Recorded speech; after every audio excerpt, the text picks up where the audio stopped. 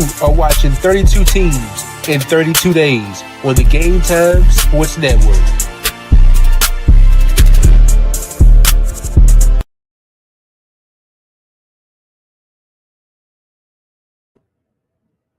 It's a great day, sports world. What's up to all the sports lovers, the haters, the addicts, and the fanatics? This is Larry Patterson for GT365. That's Game Time 365 Sports right here in the GTSN. It's the Game Time Sports Network. We on our second team in the NFC East. And before we jump into this team, we got some breaking news, people. Washington Commanders wide receiver Terry McLaurin has requested a trade. Oh man, my guy Terry. They've been having some contract negotiations. Evidently, it's not going the way he expected to. Uh, to me, I'm kind of surprised, but I'm not surprised. But for a guy that had 5 straight 1,000-yard seasons with mediocre quarterback play, I mean, I understand it, but I'm also not understanding it. But let me get from your great football mind. Let me hear what you have to say about that. A part of me says Commanders don't do it because you're messing. You don't want to. You have number 5 back there just developing and growing. Part of me don't do it, but a part of me says, hey, there's a business. On Terry's part, this is a business. I understand. I've done everything y'all have asked me to do. I've had consecutive multiple 1,000-yard seasons. I just want to get treated fairly. I know I'm at the age 29, 30 years old. This is probably my last big bite at the apple. I was a big part of the team's success in turning this franchise around, making to the playoffs, to the NFC Championship. And I want to be compensated fairly and accordingly. Whether that's here in DC, where I've been here my whole career, or that's somewhere else. No hard feelings. It's just a business. So with that being said, I would like to request a trade. And there's a couple teams that comes to mind for me. I know the Colts are in a good spot with Pittman, Downs, Pierce, A.D. Mitchell, but that ain't stopping me from going on to see what he at least sniffing in. Hey, what's it gonna cost? At least inquiring. So in other words, interrupt you real quick. So in other words, you saying that the comeback player of the year needs another weapon? Potentially. And I know we're talking about Daniel Jones here. I know it's your boy, whatever the case may be. I would call if I was them. New England, I would give a call. Buffalo. I will look into that situation. Cleveland. I would definitely look into Cleveland. If there's outside of Judy, what do you have? I know Cedric Tillman's on the roster, et cetera, et cetera, et cetera, but yeah, he ain't stopping me from doing that. He's not stopping me from doing that. Chargers? That's a possibility. Vegas is a possibility, but you already know how I felt about that. I wouldn't do it. I wouldn't touch them because it would. Yeah, you got trauma from Vontae. Yeah, burnt, and I also the Rams. I say the Cardinals. Another one. What did you say? The Rams. I will look at that. The Rams. I'd be like, okay. I will at least inquire. It's a little crowded though. I don't know. Devontae ain't gonna be there for. Well, Devontae gonna be there. Puka. I mean, I'm just saying. I'm just saying. Hey. I would say the Cardinals, but I'm looking at it like, okay, I think McBride got paid. I think he got an extension. You're gonna have to extend Marvin Harrison Jr., assuming that he'll continue the trajectory that he's on. So I don't see. I don't know. I mean, it could happen. Titans would be. Hey, if you what's my GM? Go to what's his name? Bergonzi. Bergonzi. I mean, hey, Cam Ward need another weapon, and I mean, you do need a solidified weapon in there, which you don't have. I mean, you got Calvin Ridley, but Terry McLaurin ain't. I mean, Calvin Ridley not stopping me from getting Terry McLaurin, trading for him anyway. New Orleans. No, New Orleans, absolutely, absolutely. My man, Tyler Shuck, he need another weapon. Yeah, Assuming that Chris Olave can't they stay just need, healthy. they just need good football players in general. Um, Absolutely. who else? AFC, NFC. I think we touched on Cleveland already. Yeah, Um, yeah. yeah, man. Yeah, So whoever's in the comments, whoever's viewing right now, Terry McLaurin did request a trade. Who do you think is the best suited team for Terry McLaurin to go to? Put that in the chat and let us know what you think about that. yeah. And another thing before we move on and get to Big Blue today, if they do trade him, they can recoup some of this capital back from getting Larry Tunsil in the off season, so they can recoup some of that back as well. So that's another way to look at it. Yeah, man. I honestly don't believe that he gets moved. I think it was just a media play for them to up the ante and to McLaurin's camp to say, hey, we're gonna put this out there. Adam Peters, what you gonna do? Yeah, moving too slow. Yeah, I'm moving. But you know what I'm saying? Like I say, it's always one shocker or something happens right before the Hall of Fame game tonight, which is football's back. That gets us every season. I know, right? That happens, and hey, this is the one for today. But nevertheless, those are the teams that I think Cleveland, New England, if they really want to support Drake May, will be the kind of ideal suitors for me. But nevertheless, hand it back over to you, big brother. Hey, I wouldn't be surprised. I know you got a little trauma with Vontae, but Oh, crazy. I don't see Mark not pulling that trigger. I don't. I really don't either. It depends on what the compensation will look like. I'm just looking at the Commanders. Just looking at their roster off the top of my head, they probably can use a pass rusher, probably another receiving threat. So I can see some like maybe a late pick, Tyree Wilson, Michael Mayer, something like that to get it Yeah, done. Some like that to get it done. We know they need help along, a pass rusher. Tyree's in the last year of his rookie deal. Coming up on last year's rookie deal.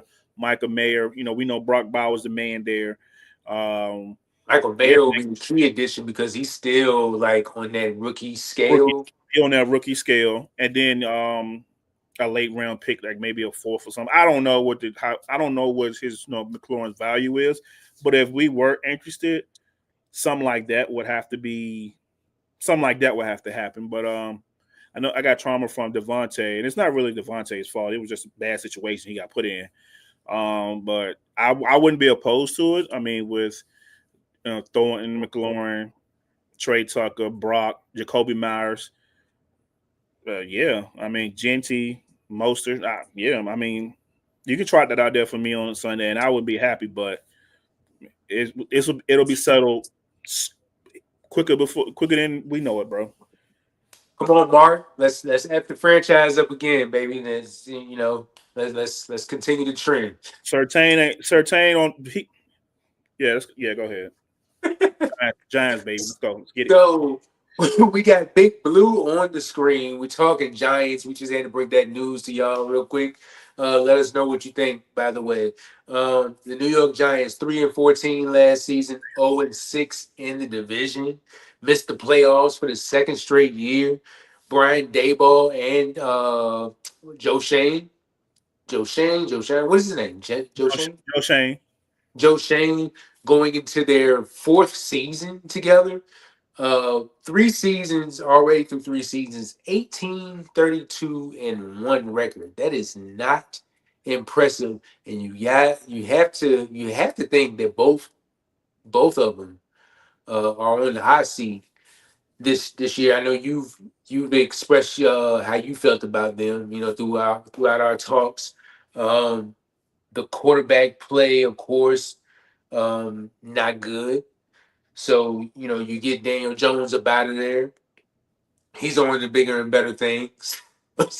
Assuming we ain't gonna even go there, but assuming that he'll be going on to better things. You got two quarterbacks that you signed. You drafted one. We'll get to that in a minute. Um, Saquon left, but found some hope in a running back with Tyrone Tracy over there. Ooh. 1,100 yards from scrimmage. So, you also drafted. Let me first of all let me get your thoughts because I know you have some thoughts on the Joe Shane and the Brian Daboll being on the hot seat in their performance throughout the first three seasons. What are your thoughts on the Giants from last year and throughout their whole team? My thought on the Giants from last year was, we it was time for a shakeup. Whether that was, Dayball leaving, Shane leaving, um, the situation at quarterback, and we all know who the quarterback was. It just wasn't. It ran its course. I believe Daniel Jones could only do so much. With Dayball's asked of him, and honestly, I actually believe Dayball did a damn good job with Daniel Jones last year to get not just last year, but the year before that when they went to the playoffs and won a playoff game. I thought that was nothing short of remarkable. But the Giants last year they were in rebuild mode. They drafted Malik Neighbors. Everybody knew what he was coming out of school. Then you get Andrew Thomas. He's a great young left tackle in the league. Um, then you have some mishaps on the offensive line, like Evan Neal they drafted a couple years ago, top 10. It just didn't work out. You draft Tyrone Tracy, he comes in and give you great minutes, great time, great tick as a rookie. It's just it just didn't come together as a football team, and I think them losing Saquon the year before and then seeing him go out and win a Super Bowl with the division rival, that kind of sucked. Um, you know, the fans and media, not media, but the fans was like, hey, keep Saquon. You don't want to let that out the building. But were we doing anything and everything possible to, make Saquon succeed? And the answer was clearly no. So he decided to say, hey, I'm going to move on. We seen on Hard Knocks, what the owner said, if he goes and he leaves the Giants, he signed a division rival. I don't know how I'm going to be able to sleep at night. Well, I'm going to tell you one thing. I know you didn't sleep at night. That young man, Saquon, slept well because he's going to have to drop a banner here in a month's time. Yeah, man, I just think it was a team in turmoil, just didn't, don't have a clear direction. And I think this year's draft, they banking on Jackson Dart to be the guy to save their jobs. I don't know if that's enough. We don't know if that's enough. We do know that Russ is the starter, right now, according to Brian Daboll. But yeah, I think the 2024 season was just a chaotic season. It just didn't go the way that they wanted to, and they're back. That's why they're in the position they're in, picking high in the draft, and I think they did well in the draft. But it just wasn't good enough last year. Daniel Jones completed 63% of his passes, passed for 2,070 yards, 8 touchdowns, and 7 interceptions. When Brian Daboll, because that's not his guy, but when Brian Daboll took that team to the playoffs in his first year, you kind of like look at what he did. Look at the quarterbacks that he did coach, and Josh Allen seems to be one of them. And Josh Allen also a runner. So I know they're not the same quarterback, but I'm thinking like, okay, what he can do for Josh Allen, maybe he could do for Daniel Jones. But I was wrong. You'll be wrong this year too, by the way. Comeback player of the year. So you're gonna be wrong twice on two fronts, by the way, brother. Hasn't happened yet. Yeah. Hasn't happened yet. So let's keep our fingers crossed. Let's also keep our fingers crossed that Jackson Dart can be the starting guy and he has a good season. But if they do go with Russ, I'm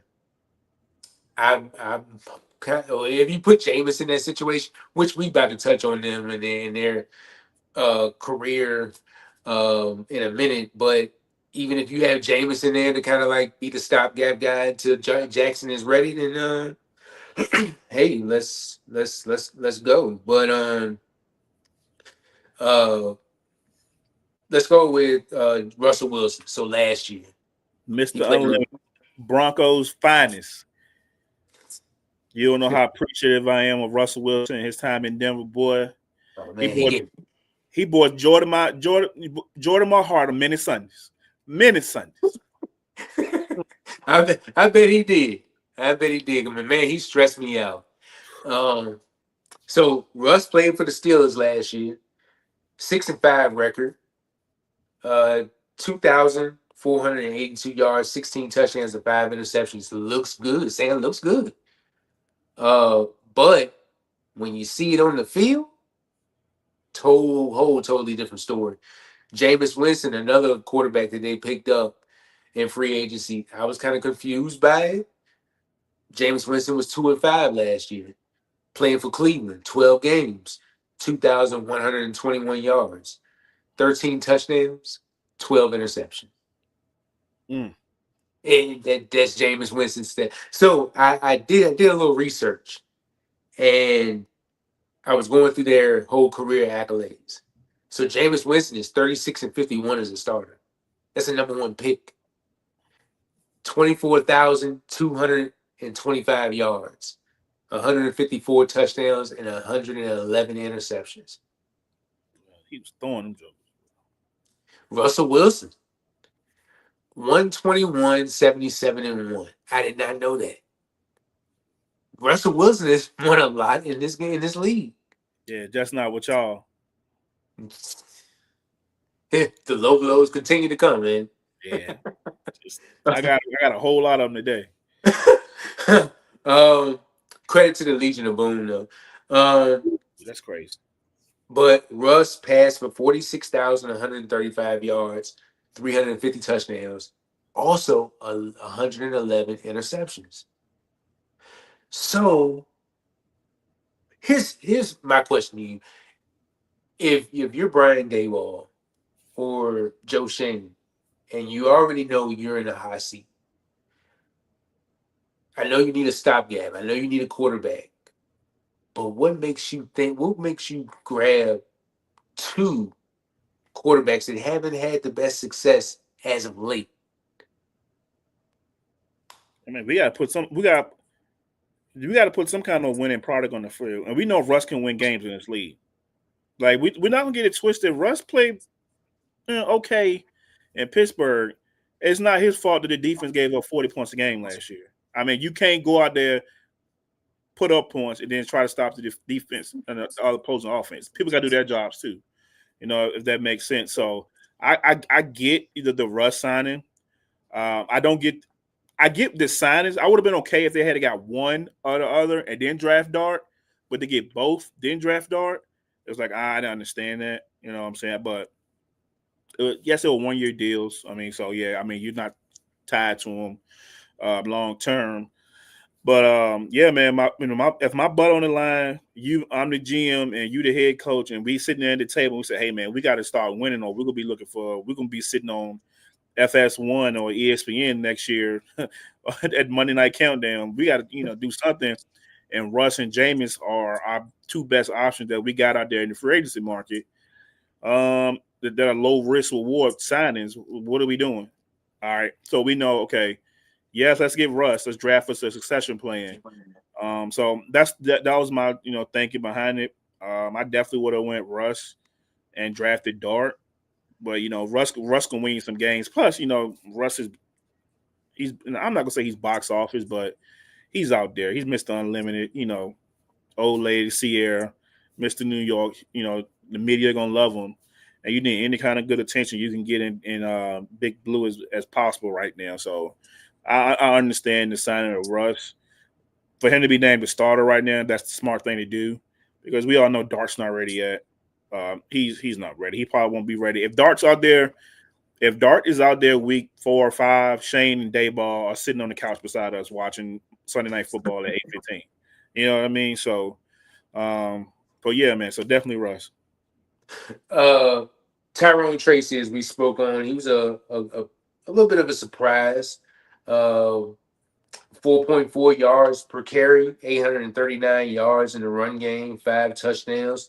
He also added 284 yards through the air with 38 receptions or 53 targets.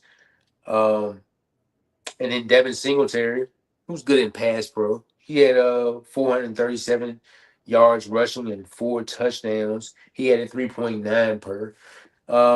In the receiving game, Malik Neighbors, they finally got them one. They got one.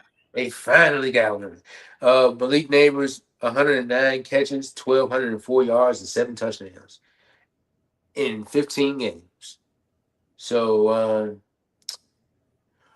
the emergence of Malik Neighbors, did you see it coming when he got drafted to the Giants? I forgot what was it, 6. 6 overall. Absolutely. Star power from day one. Yeah, It's something about the LSU lineage of wide receivers. I don't know what it is. I don't know what's in the Kool-Aid in there, in the water, or whatever. Jefferson, Chase, Chase, Thomas, Thomas, Neighbors. Neighbors. Who else? Anyways, go back to your point. Some in the water down there, they're just superstars. You know, they turn to superstars and they always succeed in the league.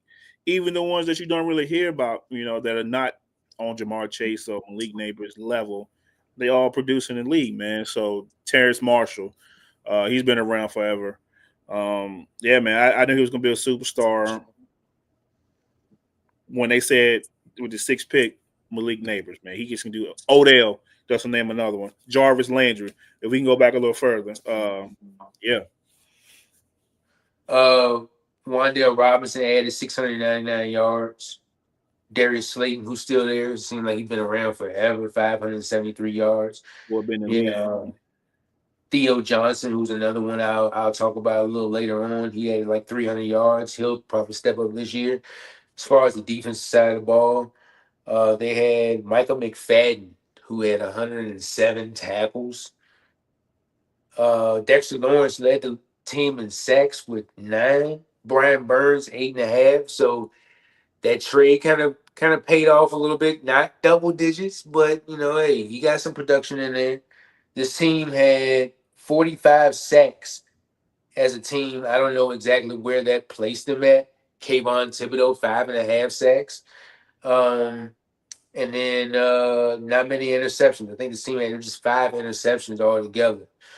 So the draft picks. Ooh, here we go. So first round, they had 2 first-round picks. So they drafted defensive end Abdul Carter out of Penn State. Then they spun them. They spun around and got Jackson Dart at 25th. I would, we was talking during this process, and it's like they were another one of those teams. Like, why not go with Shador? But they did. But you go Jackson Dart, 25th overall from Ole Miss, third round pick 65. You see, defensive tackle Darius Alexander from Toledo, and I was listening to a pod today, and they had him kind of like comp to Chris Jones from the Chiefs. Dang, that's tough. Yeah. In the fourth round, pick 105, you get Cam Scatterbo, running back out of Arizona State, who I think can do some good things. Fifth round, pick 154, offensive guard Marcus Imbo. Have my foreign last name guy, so I hope I'm pronouncing that right. Remember, yeah, you're right. And from Purdue. And seventh round, pick 219, tight end Thomas Fadone from Nebraska. And in the seventh round, cornerback Corey Black from Oklahoma State. I know Abdul's your guy.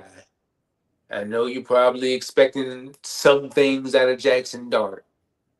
As you already stated, he's not slated to begin the season as a starter. But what other rookies on this list are you looking forward to this year? Bear Alexander. to play beside Dexter Lawrence. I'm looking for him to come in and make an immediate impact right away. The easiest, like I said, the easiest names is Abdul and Jackson, but Bear Alexander, and I want to see the role that Cam Scatterbo carve out for himself. With Tyrone Tracy there. He's not probably not Tyrone Tracy probably gonna be RB1.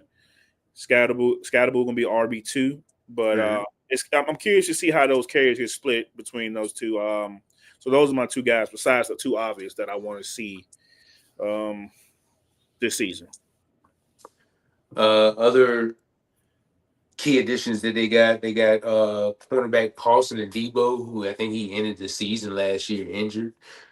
We'll see what we get out of him this year. Defensive end Chauncey Golston, safety Javon Holland, who could be a big addition there.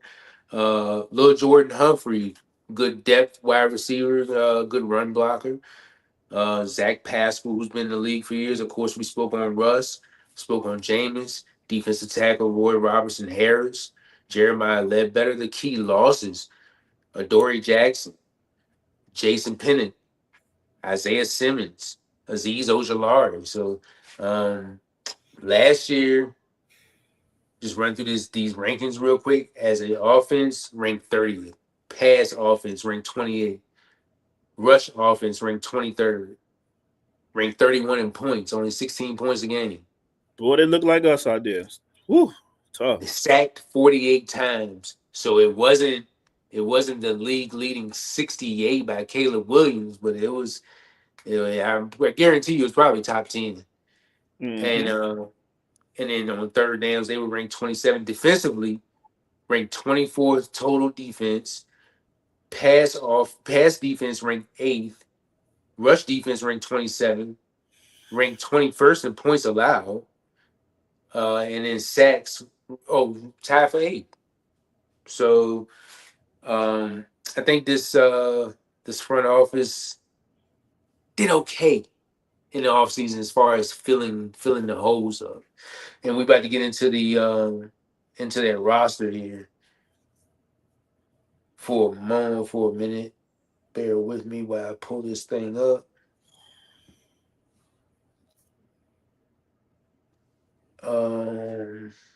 So of course, you're looking at Russ stuff, right? Mm-hmm. And then like if you look at the receiving room. So you got Malik Neighbors, Wandale Robinson, Darius Slayton. You got Jalen Hyatt from Tennessee. Remember, he never just took that hump. I don't know if it's because he didn't have the good quarterback play or if it just never came together. But you Well, get him. go ahead. Now, I'm gonna let you go ahead, and I'm gonna finish about the But Hyatt you thing. but you get him for another year. And I also like Theo Johnson. You got Daniel Bellinger, who's done some stuff here. Yeah. Go ahead. What you were about to say? So I know you named Malik. It's two receivers in that room that I'm really disappointed in.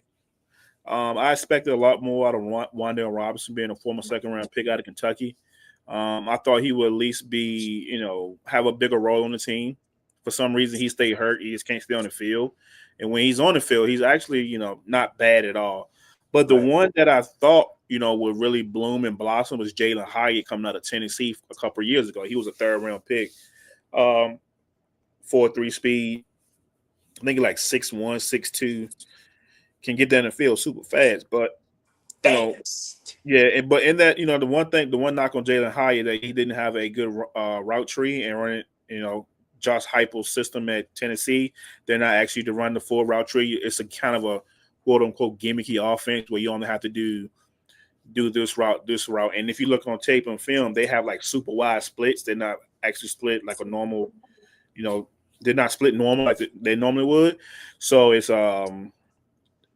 you're schemed open automatically by just being in that offense. And for some reason, it just didn't translate for Jalen Hyatt. And I think he's probably going to be on the cut line this year. I don't know if he's going to make the roster. He probably could be on, one of the first or last cuts or whatever the case may be. But it just never came together for him. He has this, the athleticism and talent to do it. Maybe it's just a fresh start, a new change of scenery would definitely help him out. Yeah, I'm hoping that maybe preseason he can make the most of his opportunities. And then you get to the offensive line, Andrew Thomas, who you spoke on earlier. Did he ever get a contract extension? I'm not really sure. I'll get producer to follow up on me on that one. You also got John Runyon, who I think he came over there maybe last year. John Michael Smits Jr., who was just a draft pick not that long ago. Greg Van Roten and Jermaine Illuminor. That's your starting lineup right now. Um, I'm more favoring that left side than that right side. Letting you know that right now. The left side? Yeah, with Andrew Thomas, who's already kind of like, stamped, with still he could get a little improvement, but then John Runyon as well. But then you get to that other side with Jermaine Illumino. I know he's a vet, but I know him very well. yeah, yeah, Raider guy. And then Greg Van Roden. Yeah, So I think Jermaine Illuminor, he signed a 2-year, $14 million deal with them last year. So this is actually his last year of that deal. And to go back to your point by Andrew Thomas, he did sign a 5-year, $117 million extension with 67 guaranteed. So yeah, he got paid he got paid. okay. And well worth it. Well worth it. Absolutely. Evan Neal, as you spoke on, it didn't work out. It's not working out so far, and that's a former first round pick. Mm-hmm. And then you hoping to get something out of Embo, Stone Forsythe back there as a swing tackle, Austin Slotman back there. We know about him from Denver. So I mean, they got depth back there. We'll just see how this line holds up. I ain't really too confident in it, to be honest. But Outside of Andrew Thomas, it ain't really. And John Michael Smith, I will say that he's been decent. Outside of them two, I ain't got that much faith in Egghead Jermaine Illuminor. He's up and down. He can be when he's on, but when he's like struggling, he really struggles. going into the other side of the trenches, Dexter Lawrence. The best defensive tackle in the game. I wholeheartedly agree. Hey, y'all can fight chat. You can fight me over Chris Jones all you want to. Nah. Nah. I wholeheartedly agree right there. And then you draft Darius Alexander this past April. So I mean, somebody's gonna have to be the successor because Lawrence is not gonna be there forever. Absolutely. I mean, Roy Robertson Harris, he's there. I mean, I think he could provide, a little something. Brian Burns, of course, Rakeem Nunez Roches. Great. I remember him. And then a Bobby Okereke who was signed last year. Tackling machine. Michael McFadden, Abdul Carter. This what do you think about the edge rush group when you got Abdul, you got Kayvon, Brian Burns? Like this could be the New York another version of the New York Sack Exchange. What you think? Okay, Kayvon. It's on you. We traded for Brian Burns, gave him $150 million. We took Abdul Carter at number 3. We got Dexter Lawrence. We got Barry Alexander. Okay. And you was a top 5 pick when you came out a couple years ago. Okay. If you got to earn your stripes now. Exactly. Being drafted that high, you're expected to take that leap, and Kayvon just hasn't done that yet. He's got another year to do it. Yeah, because I seen number 51 look like Prime Von Miller coming off the edge in a clip the other day, and I was like, "Woo!" Yes, sir. Yes, it was. Kemp, but still, if he got that much being like that, oh, he coming. I'm telling you, I'm super high on Abdul Carter. I swear he could have. I wish he could have failed at 6, but can't have everything, man. But yeah, he's coming. Hey, LT might have to give that number up next year. All right, we got all right there. Stop playing. Let's stop playing. Stop playing. I'm just saying, if Abdul Carter go out there and at least get 16, 17. See, if he give him 17 this year, I mean, if he gets 17 this year, Kayvon might as well just go ahead and just do what my boy did out of San Francisco and quit at halftime. What's my boy name? Linebacker. What's my guy? Oh, I'm blanking on Devondre his Campbell. name. Devondre Campbell. Yeah, He yeah. might go quit at halftime. Yeah, but yeah, it's in all seriousness, it's Kayvon, you have to come take a seat at the table because you can get what you can get from Brian Burns, you know what you can get from Dexter Lawrence, you know Abdul Carter is good as advertised. We all seen it throughout the college football season and the playoffs. He played hurt and he still was a terror. Still couldn't check him. So he's going to be on the field week 1 with the starters. Kayvon Thibodeau, yes. Can you live up to that top 5 billion, or do you need a change of scenery as well? Which ain't no harm in it. It just won't, you'll be the odd man out of this rotation. Man, this a former top 5 pick, and currently you like second on the depth chart right now. That's Yeah, crazy. it's just like this Giants front seven is reminding me of that year they went to the Super Bowl with Justin Tuck, OC Human Euro, Michael Strahan, and them boys. It was like, oof. So I mean, they might be getting back to their roots and dominating on both sides of the ball in the trenches. So I'm excited.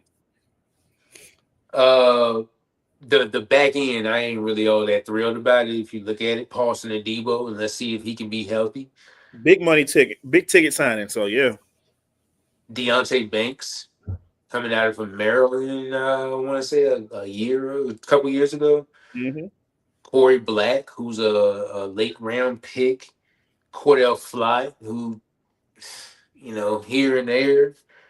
Uh, and then you got Tyler Nubin. I want to say he was drafted last year. Second round pick last year. Out of Tyler Nubin, and then Javon Holland. Like the secondary really doesn't give me like you can tell the strength of the team is going to be in the middle, and then up front with the linebackers in the up front. But that back end, go ahead. Yeah, I was gonna say the back end. The back end give me a little hope. Only because Paulson Adebo, he played well for New Orleans last year. Yes, he was in New Orleans. Nobody really paid attention, but he actually played pretty well, and he actually, earned the contract that he got from the New York Giants. And Javon Holland, when he's healthy, we seen what he looked like in Miami. He can, he's the roof of the defense. He can cover from sideline to sideline and make plays for you. But unfortunately, he couldn't stay healthy in Miami. So they're not going to keep you if you can't be on the field and be available. But I think to get him and just fortify this defense, so the front seven is going to be in pretty good shape. So I think Javon Holland and Paulson Adebo, they're good additions to the secondary. But Deontay Banks, he just hasn't shown enough to me. Being a first round pick a couple years ago. Cordell Flott, he's out of LSU. He's a solid depth piece, but he can give you some starting minutes if needed to. I still think the corner, like I said, the corner room probably needs a little more upgrade besides Paulson and Debo. But the motor to this defense is definitely going to be in the front seven. The reason I say Paulson, I'm hoping that Paulson and Debo is healthy because in the last game he played, October 17th against Denver, I believe that was a Thursday night game. Yeah. So that's a lot of football that you missed. Plus, you got a big contract. They're expecting big things out of Paulson and Debo this year, and then Tyler Nubin, 57 tackles last year. So we'll see how the you also got Drew Phillips back there too. Well, we'll see how that secondary looks this coming year. Let's go into the schedule. All righty, good brother.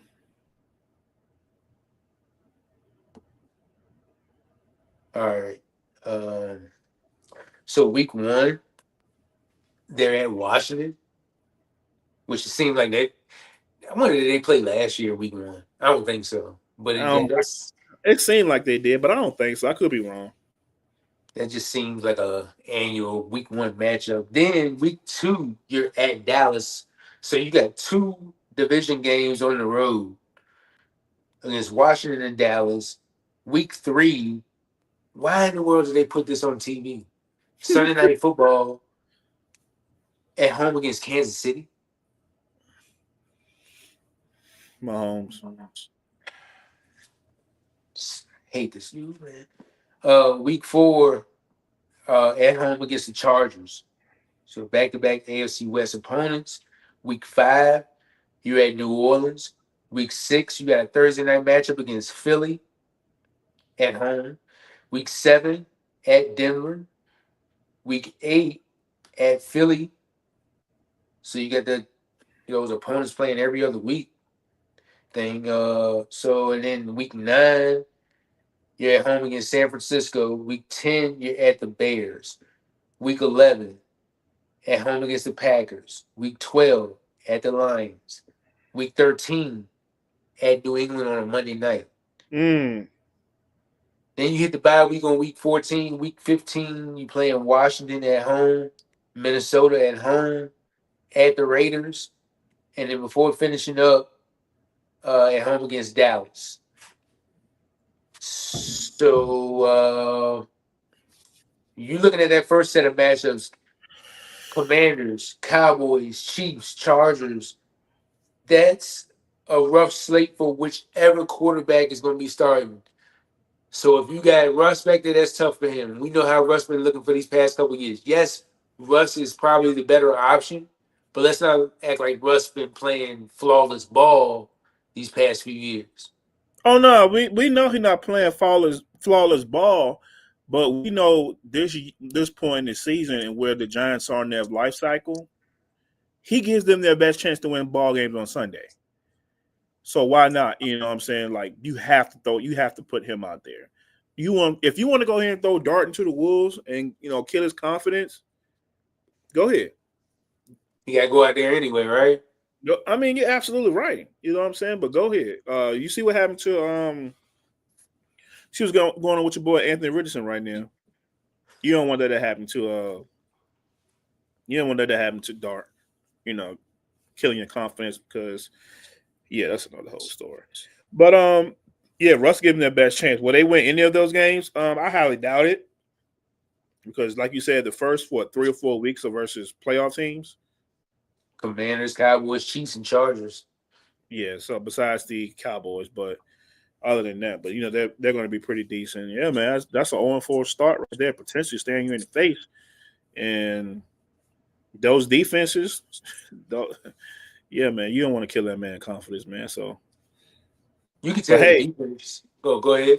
But I'm about to say, hey, I know you're a little Russ hater. You got a little hate in your heart for Russ still, man, but he gives them the best opportunity. Yeah, Russ came over to Denver act like he don't know how to play ball no more, man. Got paid. Robbed. So you look at that week 5 matchup at New Orleans. That's a potential game that they could win. It's also a game that they could lose. But I think the defense is going to be the strength of the team. And that's like, unless those offensive guys can, you take advantage of those offensive guys like Neighbors and then Wandale come through and then Tyrone Tracy and what's my guy, Cam Scatterbo. You can find a role for him. I think, you just roll it out there and see what happens. But then you face Philly, and then you got at Denver, at Philly. After that, it gets tough till you get down to New England. And who knows how they're going to look this year. They ain't no easy out. I'm going to tell you that right now. No. I think when, New England bye week, you got Commanders, Vikings. I think when they go to the Raiders, I think that's a blowout. Absolutely. 1,000%. Defense. You know where I was going? yeah, 1,000%. It's a blowout, 1,000%. So bro, I swear I ain't never seen anybody hate so bad, man. Like you just take jabs. Like I know I be taking jabs, but you just be doing them slick and think I don't be handed like it's gonna be a blowout. Hey, you did the Well, same thing yesterday. oh, I did though. I had to get my get back. Of course, I had to get my get back, man. Like you know how this AFC West thing deep. This thing deep, man. Every chance I get, I'm a every chance. So how many wins do you see coming out of this? Five, five. Yeah, I see about four. I see 4 or 5 wins, 6 wins max, and the new regime coming in and starting over fresh. Let's be honest with you. It's just his time. I think that GM head coach combination have ran its course. I think they, like you said, they've got all the squeeze out of the limit that they can get. They've had some massive failures. Not saying not resigning Saquon wasn't a massive failure. It was a disappointment that he wanted to be a Giant and they just didn't want to pay the market. And he goes and he's the cover boy of Madden here. It's coming out in a couple weeks in an Eagles uniform. Um, yeah, it's just time to move on. Clean house, and it kind of sucks and is unfortunate for Jackson Dart too because this is what I see happening. And whoever the new regime coming in next year, or if there is a firing or whatever the case may be, that you're not their guy. So are we gonna give you a fair shake to be a starter? You know what I mean, or at least compete for the job? Yes, you was a first round pick, but we all know first round picks don't really have the leash that they did back when Sam Bradford was, drafted $50 million guaranteed, and even play a down in football. They can get rid of you in 2 years and not have like no financial loss at all. So it's different now. I just don't see the Giants. They're going to be better. They're going to be more competitive than they were last year, obviously because of their defense and better quarterback play. Like I said, yes, we know I say Russ is the better option of quarterback for that team, but he has to come through and deliver and make plays for them to win games as well. If it's like I said, if you got to see Jameis or Dart at some point in the season, it's already too far gone, and the season's already it's in the tanks already. Now the plan may be to play Russ, and then they transition on to Dart, but Russ got a 1 year $20 million deal. It was like incentive heavy base. So there's some incentives for him to play well. So I mean, I don't know, man. It's just not looking good for I'm not gonna say not looking good, but it's gonna be an uphill battle for the Giants. I think that with every decision that Joe Shane and Brian Daboll make, as far as whether that's transactions, contracts, transactions, and on the field, as far as roster decisions, I think every decision that they make this year is going to be very critical. Like they have to, like, are you like, how if we coming up with something and I'm like, are you sure? You know, and you say yeah, and then you have to be sure. Like I have to ask you 2 or 3 times, are you sure? I think that's the thin thread that they're on with with this team. So I'm not wishing anything bad on anybody, but like from what they've done, and particularly Shane, but what he's done, just I mean, as far as paying Daniel Jones when you had a running back there to pay him, and I'm kind of glad they didn't pay him honestly, because if you had paid Saquon, he wouldn't even be in a better situation. He would have been in the same situation, running around, trying to make something happen out of nothing, versus going over to the Eagles, and the rest is history.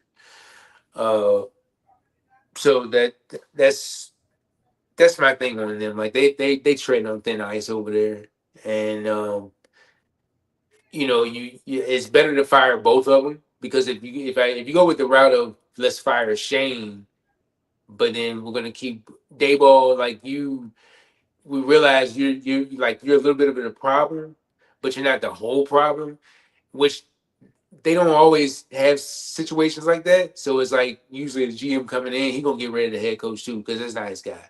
Yeah.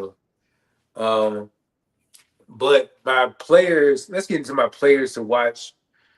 Kayvon Thibodeau, big year coming up for him. Tyrone Tracy, I want to see if that trajectory continues, and then Deontay Banks, let's see if he can get it going over there in the back end. And then my rookies to watch, Jackson Dart, who I think at least by the end of the season will be starting for this team. Darius Alexander. Somebody's got to be another front runner up there up front. Then Dexter Lawrence and then Abdul Carter. Of course, I'm watching him. So, who are your players and rookies to watch this year, man? My players to watch this year, I want to see Theo Johnson in year two. Um, become a better playmaker for the team. I want to see Theo Johnson. I want to see Tyrone Tracy. I want to see Kayvon Thibodeau as well for the reason that I stated earlier. Because his spot, he could be a trade target come trade deadline. Just might get him about there. Somebody might need some pass rush help, and hey, I got one for you. Our room's already crowded. Here's Kayvon. So yeah, I want to see Kayvon, I want to see Tracy, and I want to see Theo Johnson. I'm not too concerned about the quarterback spot because we know the future is not going to be playing right now anyway. He's going to be coding the clipboard, learning, and when it's time comes, we're going to see him heavy in the preseason. Those are my three players to watch, and me, I'm always super different. Brian Daboll, Joe Shane, they're coaching for their jobs this year. How patient is the mayor and Tish family going to be if things don't go according to plan with what they brought in the offseason? Is it going to be a quick trigger? Are they going to pull the trigger early so they can get a jump start on the head coaching cycle before the offseason in 2025? Who knows? But that's only if things go south. So The first two teams they playing is Washington and Dallas. in Dallas. Boy, if they go out there and they get embarrassed by Washington and Dallas, I can see both of them going just like that. That's tough, man. Week 2, you out here. Like, I done seen enough. John Murray, he's already pissed off about Saquon. Yeah, man, I don't know if they're gonna do it in week 2, bro. It got to be some team that they better be like. They got to if they go out there and get embarrassed by New Orleans, like lose 30-17. Oh yeah, go ahead and pack your stuff up. Your pink slip gonna be before you even get on the flight, bro. Especially if it's an away game, they pink slip will be waiting on them and they log it. Don't even. Hey, we're gonna book y'all to your flight back to y'all next homes. Don't even come to the facility. We're gonna give you passes and stuff. Come get your But it gotta be it gotta be that catastrophic where you lose to like the Saints, who's probably going to be the worst team in the league this year, if that makes sense. So Absolutely. Let's go more or less before we get up out of here. Tyrone Tracy had 1,123 yards from scrimmage. Does he get more or less than 1,123? I'm gonna say he do more, because he's RB1 there. I know Cam Scatterbo. We didn't mention his name enough during the show, but he's a good solid RB2. Tyrone Tracy played very well last year coming out of Purdue for the New York Giants. So I expect his load to increase in his offense. Daboll trusts him, obviously. So I'm gonna say more. Malik Neighbors, 1,204 yards and 7 touchdowns. Does he go more or less than 1,204 and 7? Breakout season. Breakout season for Neighbors. I'm looking at 1,400 yards. He might be, breakout, bro. He had 170 targets. Boy, don't let Jameis Winston go in and start getting snaps.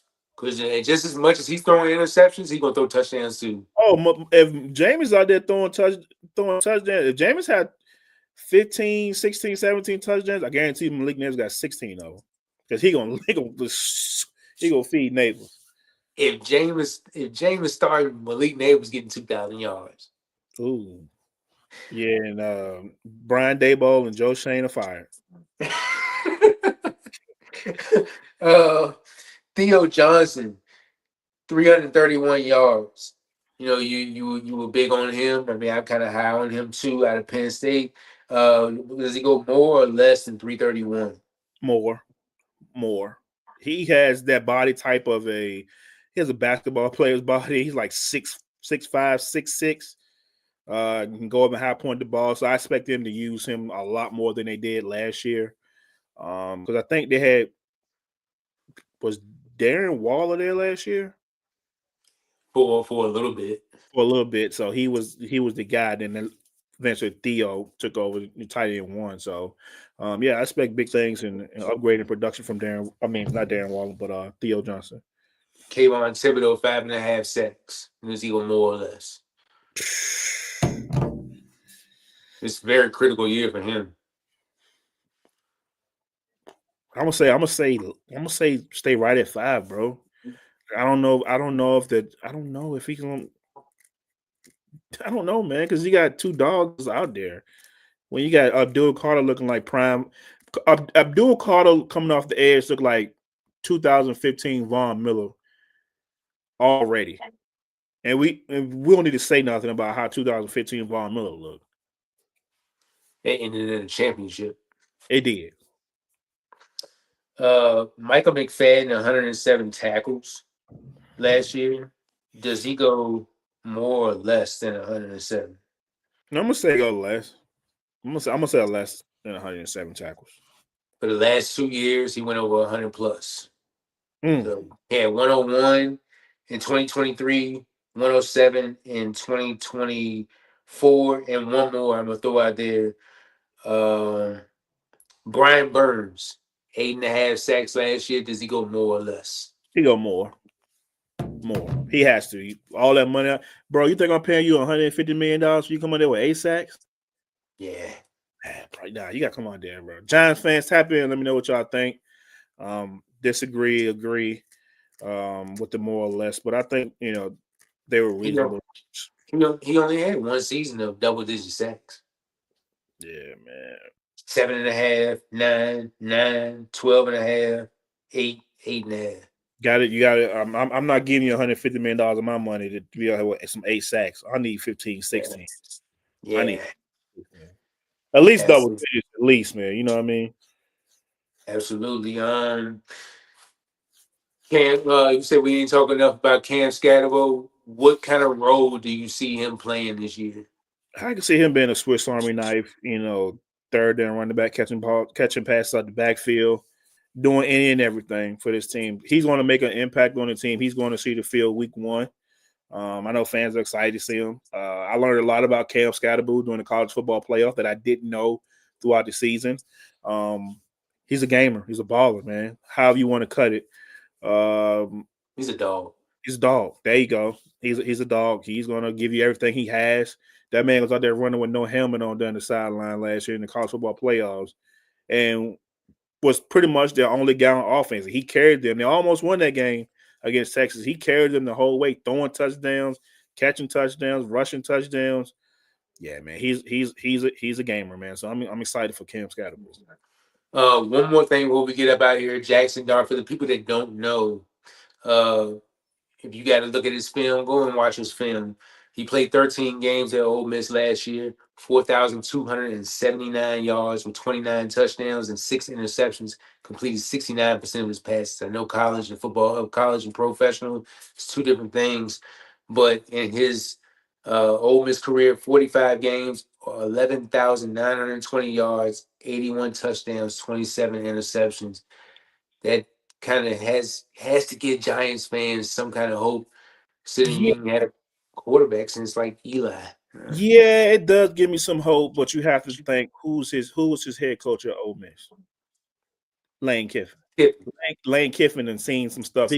Lane Kiffin was legit scheme you open to where you can make easy reads and easy throws. Not saying that those numbers are like fillers, but somebody still has to make the throw for sure. But I mean, Lane done been in the pros twice, been in college twice. He's been under Nick Saban. He's been under Pete Carroll. We know who his dad is.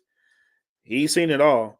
And by the way, Jackson Dart, for people that don't know, yes, he played at Ole Miss, but he started at USC. He transferred to Ole Miss when Lane Kiffin, all that holds. He came over, I believe, with him or whatever the case may be. Thanks for that insight. Yes, he came over, so that's why that relationship worked the way it worked. But yeah, man, those numbers are nothing to sneeze at. 45 starts in the league.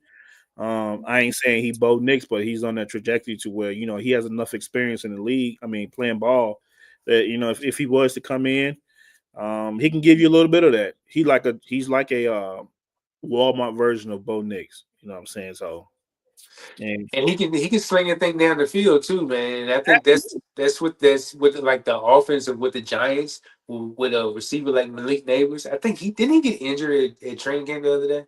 yeah, it was like a toe, but he says he says he's good now though. So So with a receiver like him and the other receivers that you have on that team, mixed with a running back that can catch the ball as well, like I much rather would see this guy, this young guy learn and just I know it's not going to go that way, but I'm just hoping that he plays well in the preseason enough to for one of those for Dayball to kind of like what you're my guy, you know trial by fire or however you say it. But yeah, man, I think that's it. I think we covered everything New York Giants. yeah, man, I think we covered it. Everything Giants fans tap in. I know a few. Let me know what you think. Yeah, man, we about to fire up this NBC app here. We got some football. Get ready to come on here in a few seconds. Football Get, tonight, baby. get to see these weak powder blue Charger jerseys. Get to see Omarion Hampton for the first time. Get to see Trey Lance, former Cowboys legend. Yeah, man, football's back. This is the last Thursday without football until January 15th of 2026. So let's go. Hopefully, we'll see Tyleek Williams tonight. Yeah, we might see Tyler Williams tonight. We're gonna see Hendon Hooker tonight, I believe. Yeah, man. So we're gonna see Trey Harris. We'll see all them boys tonight. So I'm excited, man. All right, guys. We'll be back tomorrow. Commanders. Miss Seawall will be on the show. Miss Candy Waller from what is it? Bowie Television, Bowie Sports. So I think this is perfect timing to see her because we got this oh news yeah. dropping today. So this is gonna be a good one tomorrow. She got her ear to the ground out there. So she's definitely gonna have some good information to what she can share for us tomorrow. So I'm definitely excited. Man, we might need our popcorn with this one. Yeah, I might have to recline on this bad boy. All right, good night, everybody, and see you tomorrow.